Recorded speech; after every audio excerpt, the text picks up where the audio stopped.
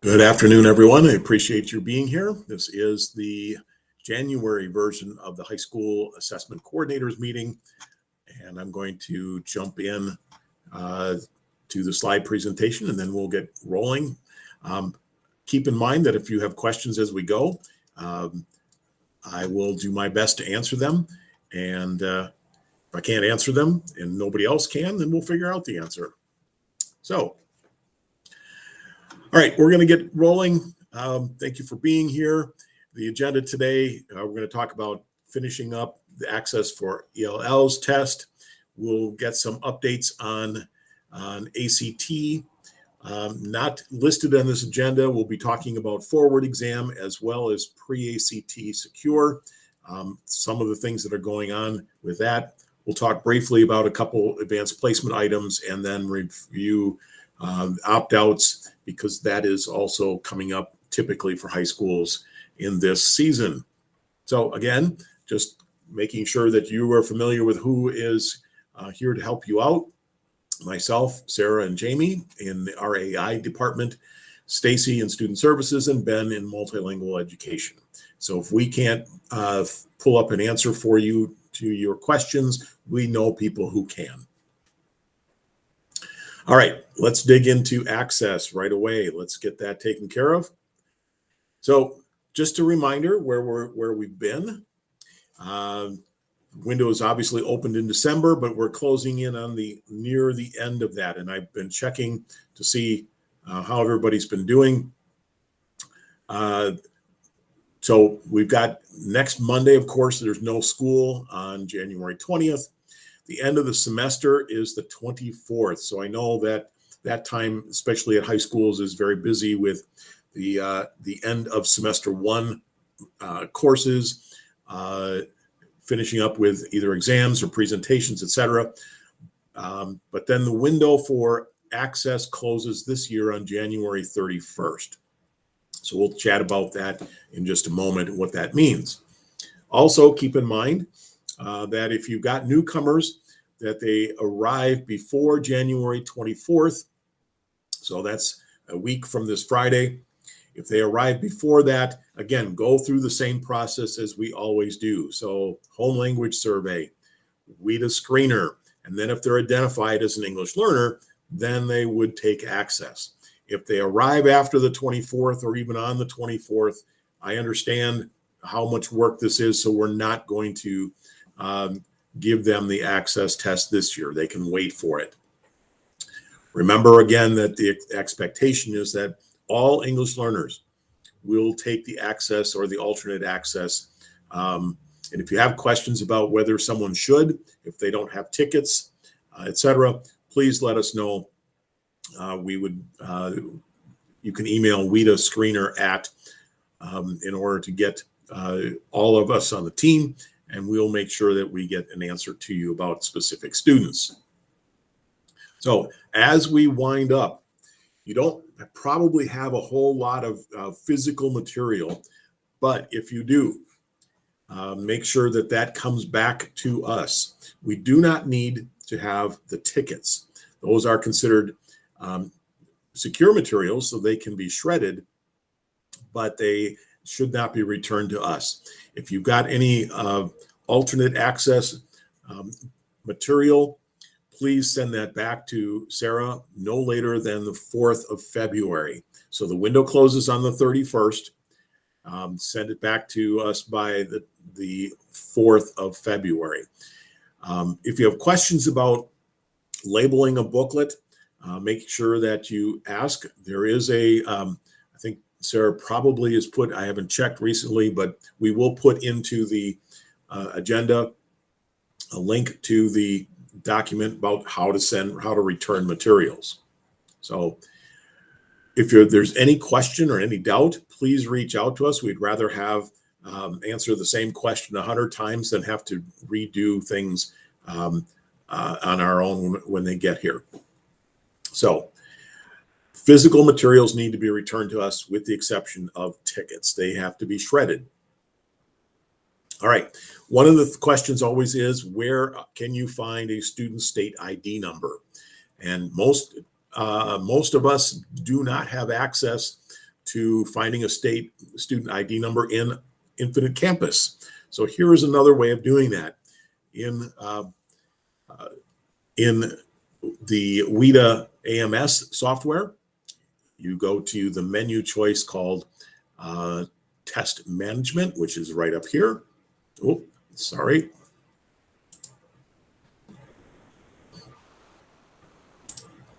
I am not having luck on this one.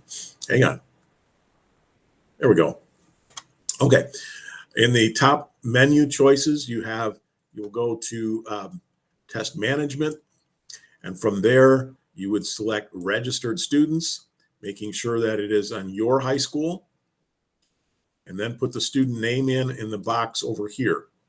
What that will do then is we'll share with you the state student ID number. That is what needs to go in on the documents if they're returning materials that you don't have a label for. So let's keep this moving. And again, if you have questions, please don't hesitate to ask.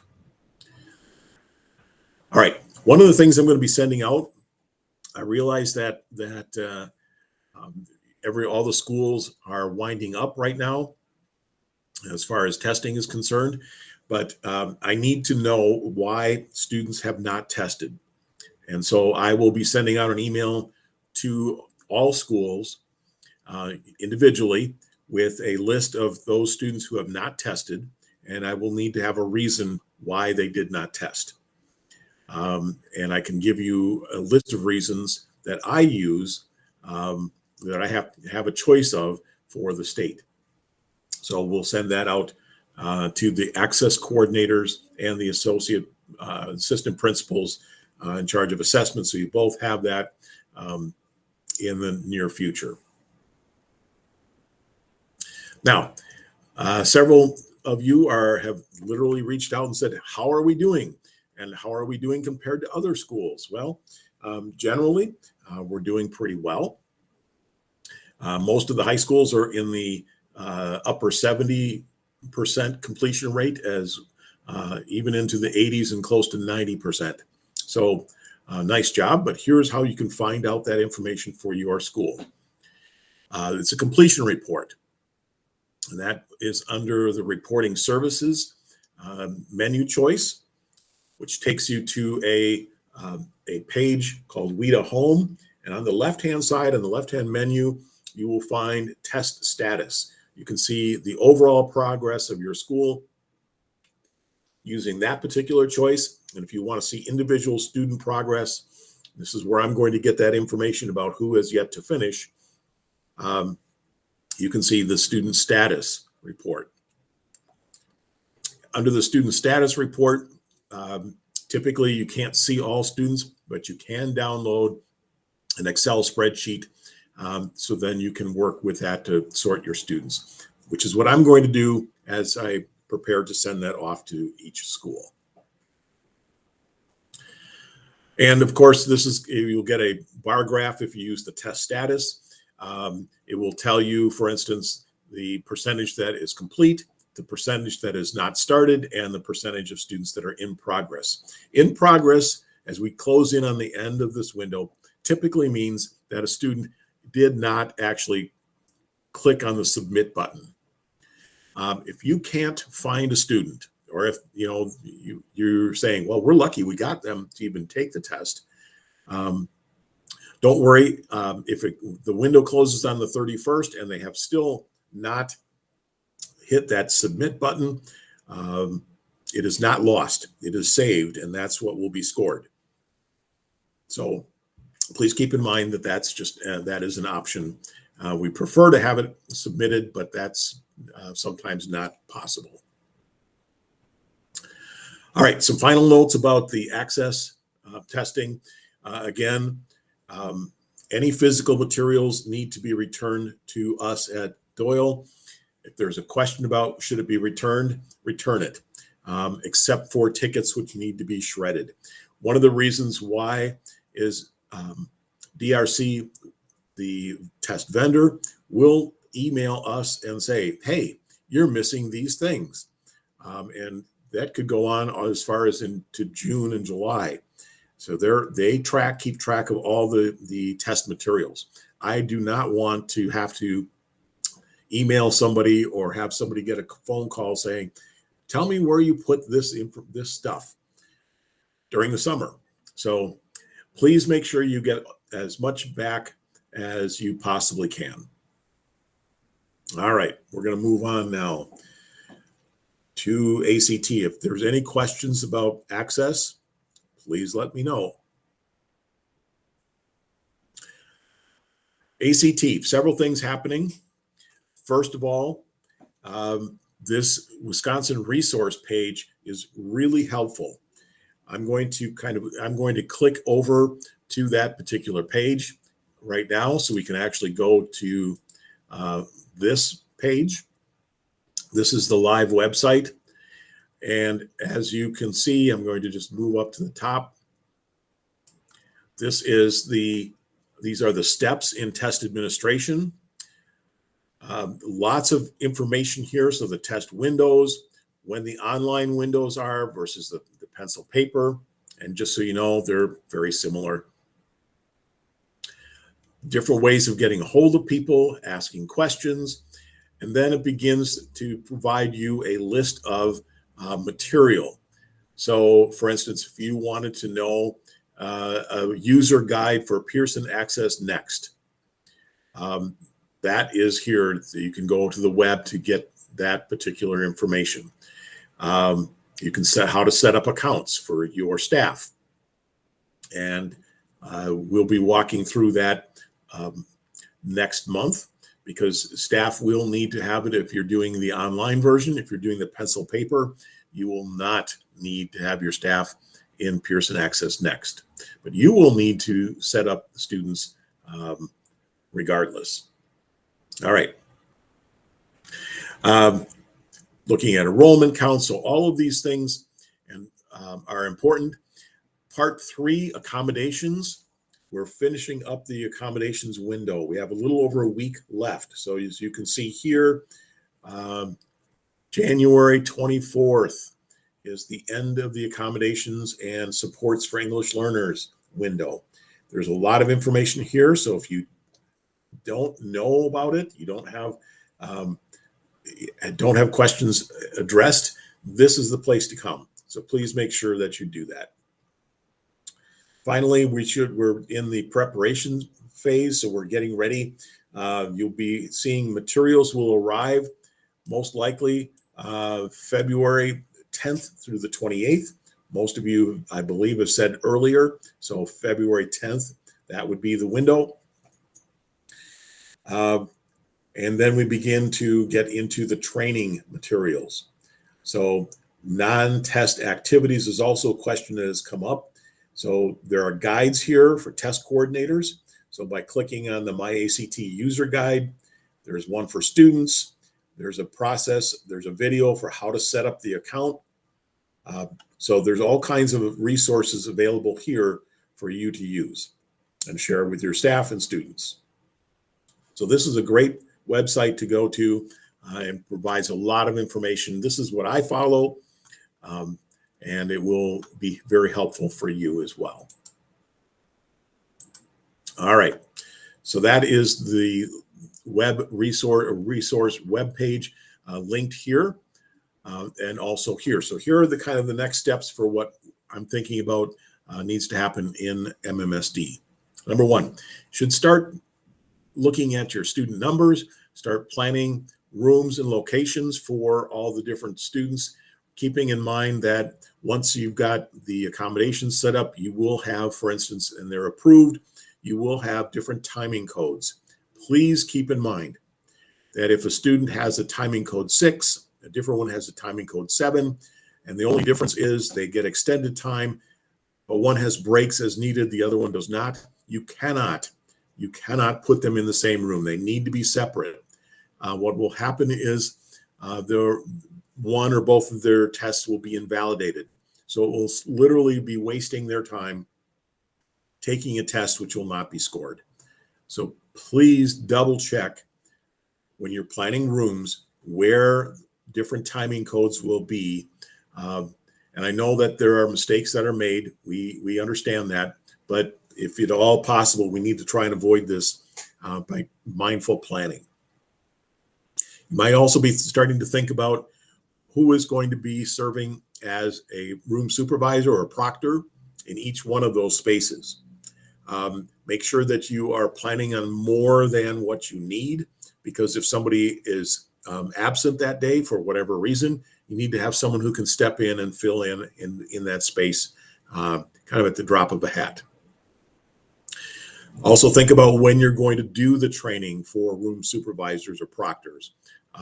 So that's coming up as well. Remember, again, we definitely want to kind of hit a sweet spot, not too close to the March 11th date, but not like next week, because that's a lot of time to forget about things. So I would say no more than 2 weeks ahead of time, but make sure that you are thinking about that professional development for the room supervisors. So schools that are doing the online testing, which is Memorial, Capital, and Shabazz, we have already reached out to you. We're going to set up a mock ACT administration.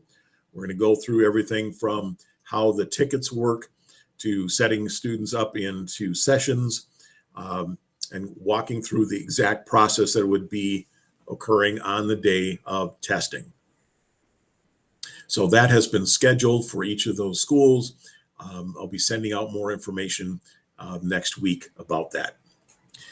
Finally, there's this DPI resource page. So if you don't have, you can't find anything on the Wisconsin ACT webpage, the DPI webpage is also a very good resource.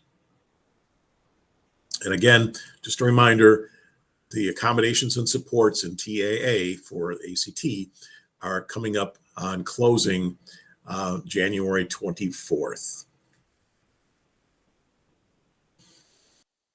All right. Believe it or not, we've got to start thinking about forward testing as well as the pre-ACT secure. Just some information about the forward exam as well as pre-ACT. Both of them are mandated state exams. The forward exam is for 10th graders only, because they are the ones that have to do the social studies portion. Students who are taking the pre-ACT, that is also a state mandated exam, and it is actually used for accountability purposes. All students are expected to test. So let me repeat that. All 9th and 10th graders are expected to test. 10th graders are also expected to take the forward exam. The difference being is if the student has significant or has in their IEP that they are being taught to separate standards, which are called the essential elements, they will be taking the dynamic learning maps assessment. That particular assessment is designed specifically for those students with that in their IEP. So it's not, there's in an IEP, just because a student has an IEP doesn't mean that they are not testing. So there is a specific test. Both of the exams, forward as well as the pre-ACT, are computer-based, not adaptive, and they must use Chromebooks. Grade 10 students will do the forward exam, and it is social studies only. The forward exam is on the DRC Insight website, and it is actually through an app on the student Chromebook that they take this. So just like the pre-ACT secure. We'll talk in detail about that next month in February, give you specific examples. The window for forward and for pre-ACT secure, opens on March 17th and closes on April 25th. Okay, none of these exams are in Class Link. You will be getting tickets. We know that the forward exam often is paired with the pre-ACT for our 10th graders. So they do the pre-ACT in the morning, and in the afternoon, they would do the forward exam. It does not have to be that way. However, just keep that in mind that that the window is the 17th through the 25th of April. As we get into testing season with Chromebooks, keep in mind that some students just think by closing their Chromebook lid, they are restarting the Chromebook, and that is not true. So please make sure that they literally turn off their Chromebook and restart it. That will bring their Chrome OS up to the current version. Now, as far as Chromebooks and being able to have enough during the online portion of the ACT, I've been talking specifically with the appropriate folks at the different schools about sharing Chromebooks if needed. I have some available. However, on the PreACT Secure, I will be loaning out, if you need one, a Chromebook cart to each of the comprehensive high schools. So please let me know if you're going to need something like that, but I will also be reaching out. Here's something that's coming up, not only for Forward, but also for the PreACT. Either late this week or early next week, you will be getting an email from Sarah Wallner that will have the exam rosters listed. And what the purpose of that is the following. It's a reminder of what accommodations or supports students with an IEP have. It allows you to add the designated supports to the list for those who are English language learners. And it will give us a chance just to double check things. Keep in mind that all this information has to be loaded by hand into the Pearson Access Next platform for the PreACT Secure, and into the DRC platform for the Forward exam. So we're going to be sending you information. Please review it. There will be instructions that come with it on what to do. And we need to have this information back by the 12th of February. That's early for PreACT, but we have to it takes a lot of time to upload all of this. And so we're asking that you work with your teams to add this information to the roster once you get a hold of that. So you'll have a couple weeks in order to do that. And I realize that it's the end of the semester, but that's our timeline as well. So keep in mind that the Forward exam is an untimed test. The social studies test portion for 10th graders is about 35 minutes for each of the sessions, total of 70 minutes. Typical, we find that students finish the whole thing in less than 60 minutes. But this is the average amount of time that it would take based on statewide numbers. So again, they are not timed sessions. So as you're thinking about what it's going to take for our 10th graders to do the Forward exam, that's the approximate time that it will take. I just want to go over some of this just as a review. Not everybody has seen this, but keep in mind that on the Forward exam, there are universal supports and accommodations. These are all available in the platform. There's highlighter and notepad, can be magnified. Here is one that's really important. The platform will read the exam in English to students if they would like it to. So keep in mind that might be something you want to have earbuds for, just so that students can listen to that. That is not something that we can turn off. So keep that in mind. Things that are not embedded in this, there will be the possibility for students to have scratch paper or graph paper. Now, again, probably not likely to use graph paper for the social studies test. I just wanted to share this with you. The second set are called designated supports and accommodations. And these are things that, for instance, are typically their supports that the student gets on a regular basis as part of their classroom instruction. They do not have an IEP or a 504, but it does definitely help them and they are used to using it. So these are the things that we now need to have that information back. So for forward exam and for the PreACT Secure, these need to be shared with us.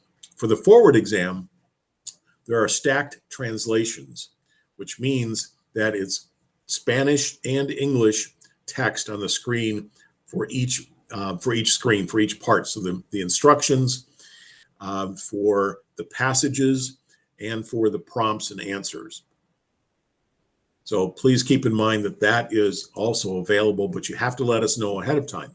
Once students start testing, we cannot add that in as we go. So please double check with your team to make sure that that's set up for those 10th graders especially who are taking the forward exam.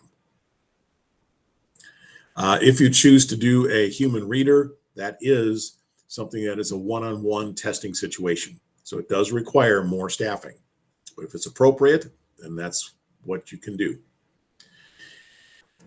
When you do stack translations, remember I said that they're in Spanish and then in English. So it'll say the directions in Spanish.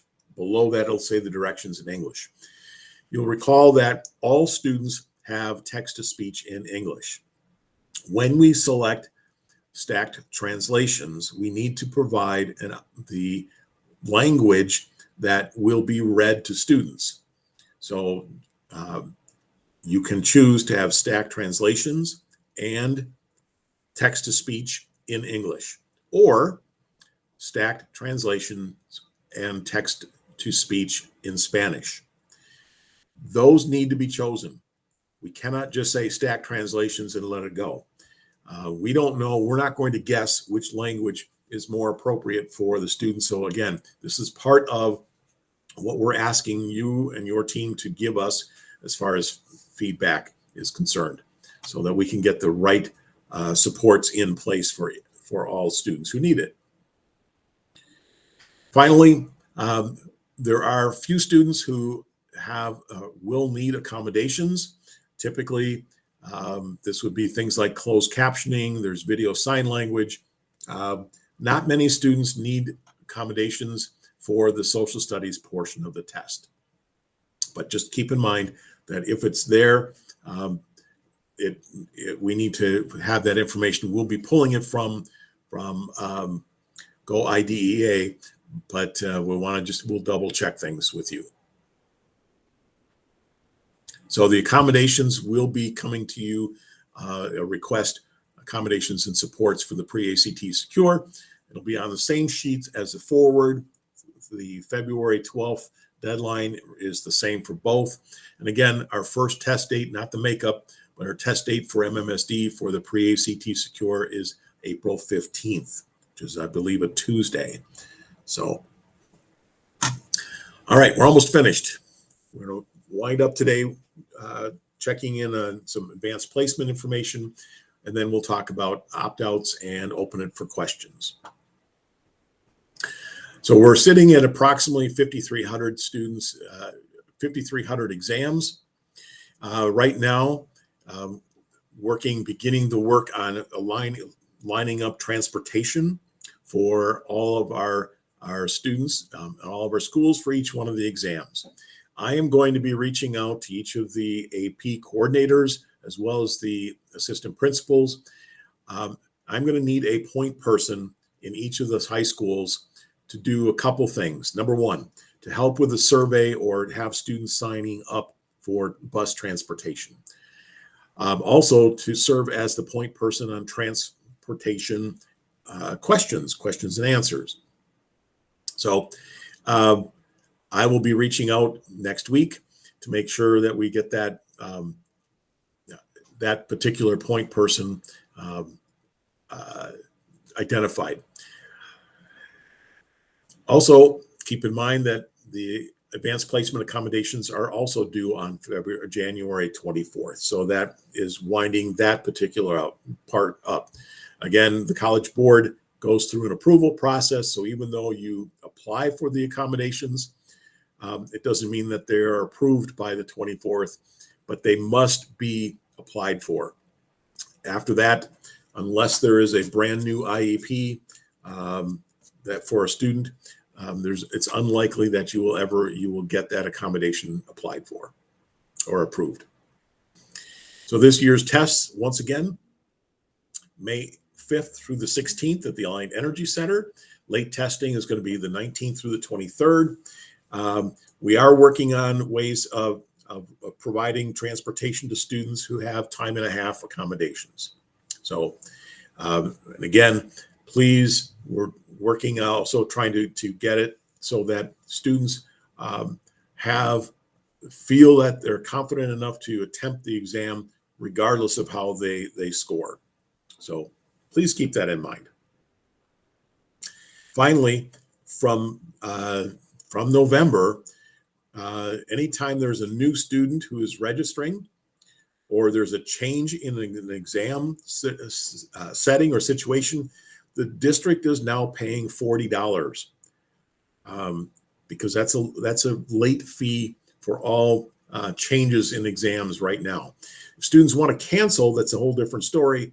But if we are adding students, with the exception of spring-only courses, which we will identify and get that information out to folks shortly once the semester starts, $40 per student. So that adds up pretty quickly. Just please keep that in mind. Finally, opt-outs. We have to share a not tested reason with the state for the ACT, the pre-ACT, and the forward exam. We know that the Board of Education allows students and families to opt out their child from state mandated tests. If that's the case, please send Jamie Anderson and myself a list. We need to have that request in writing. So scan a copy and send that to us. I need to take this to the school board. So please make sure that I get all of those. Have some process in place. Access testing, which we're almost done. There is no opt-out. We're calling it decline to test. So if family refuses, student refuses to take the test, let us know that as well. Finally, some of the concerns about opting out. If you are following the federal S identification, there is a penalty for having more than 5% of the students opting out or not testing. So 95% is the goal in the ACT, the pre-ACT secure, and the forward exam. So please keep that in mind. If you have questions about that, what that means for you, for your school, please let me know. And then questions. Here's our email address and our phone numbers for you to get a hold of us. So I'm going to stop recording right now, and we'll answer questions as